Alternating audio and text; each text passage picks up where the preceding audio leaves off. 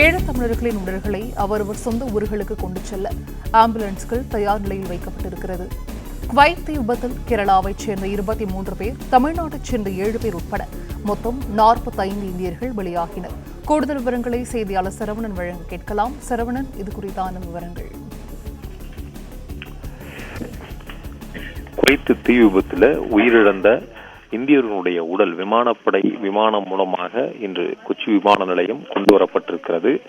C-130J என்ற இந்த இந்திய விமானப்படையினுடைய விமானம் மூலமாக மொத்தமாக 45 இந்தியர்களுடைய உடல்கள் கொண்டு வரப்பட்டிருக்கிறது. இதுல கேரளாவைச் சேர்ந்த 23 பேர், தமிழகத்தைச் சேர்ந்த 7 பேர், கர்நாடகாவைச் சேர்ந்த ஒருவரது உடல் என 31 பேருடைய உடல் மட்டுமே கொச்சி விமான நிலையத்தில் இருந்து தரையிறக்கப்பட்டு அங்கே சொந்த ஊர்களுக்கு அங்கிருந்து தரைமார்க்கமாக கொண்டு செல்லப்படுகிறது. அதற்காக தனித்தனியாக ஆம்புலன்ஸ் வாகனங்கள் கொண்டு வந்து நிறுத்தப்பட்டிருக்கிறது.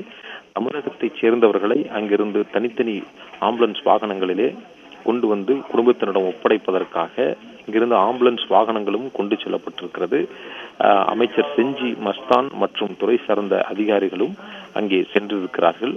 அதே போல அந்த மாநிலத்தில் கேரள மாநிலத்தைச் சேர்ந்தவர்கள் மொத்தமாக 23 பேர். அந்த 23 பேருடைய உடலும் பெற்றுக்கொள்வதற்காக அம்மாநிலத்தினுடைய முதலமைச்சர் பினராயி விஜயன் உள்ளிட்ட அமைச்சர்கள், பிற அமைச்சர்கள், அரசு அதிகாரிகளும் இங்கே தயார் நிலையிலே இருக்கிறார்கள்.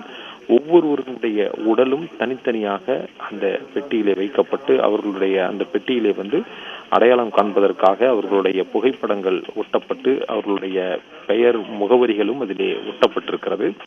தமிழகத்தைச் சேர்ந்த 7 பேருடைய உடல் அமைச்சர் செஞ்சி மஸ்தான் உள்ளிட்டவர்களிடமும் அந்த அதிகாரிகளிடமும் ஒப்படைக்கப்படுகிறது. அங்கிருந்து ஆம்புலன்ஸ் வாகனம் மூலமாக இந்த தனித்தனியாக தமிழகத்திற்கு பல்வேறு மாவட்டங்களுக்கு அந்த உடல்கள் அனுப்பி வைக்கப்படுகிறது. காவல்துறை பாதுகாப்புடன் இன்று மாலைக்குள் கொண்டு வந்து சேர்ப்பதற்கான நடவடிக்கைகளில் ஈடுபட்டிருக்கிறார்கள். ராமநாதபுரம் மாவட்டத்தை சேர்ந்த இந்த கருப்பண்ணன் என்ற ஒருவர், அதே போல கடலூரை சேர்ந்த சின்னதுரை, தஞ்சையைச் சேர்ந்த ரிச்சர்ட் ராய் என்பவர், அதே போல முகமது ஷெரீப் என்ற விழுப்புரம் மாவட்டத்தைச் சேர்ந்தவர், சென்னையை சேர்ந்த சிவசங்கர் ஆகியோருடைய இந்த உடல்கள் எல்லாமே தனித்தனி ஆம்புலன்ஸ் மூலமாக கொண்டு வரப்படுகிறது. இந்த உடல்களை வீடுகளிலே கொண்டு வந்து ஒப்படைக்கும் வரை காவல்துறையினுடைய பாதுகாப்பு அதற்கு வழங்கப்படும் என்றும் தெரிவிக்கப்பட்டிருக்கிறது. உயிரிழந்த தமிழர்களின் உடல்களை பெறுவதற்காக அயலக தமிழர் நலத்துறையினுடைய அமைச்சர் செஞ்சி மஸ்தான் கேரள மாநிலம் கொச்சியிலே தற்பொழுது இருக்கிறார். அவர்தான் அந்த உடல்களை அங்கிருந்து பெற்றுக்கொள்கிறார். பெற்றுக்கொண்ட பிறகு ஆம்புலன்ஸ் வாகனங்களிலே ஏற்றப்பட இருக்கிறது.